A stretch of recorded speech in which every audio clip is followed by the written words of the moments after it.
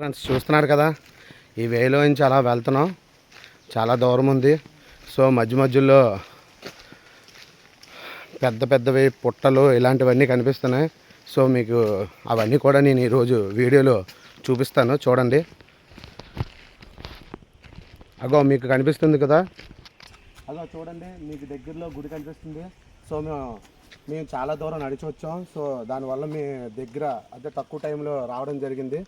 So మీకు కనిపిస్తుంది కదా, అదే భైరవ స్వామి టెంపుల్. చాలా మహిమగల టెంపుల్.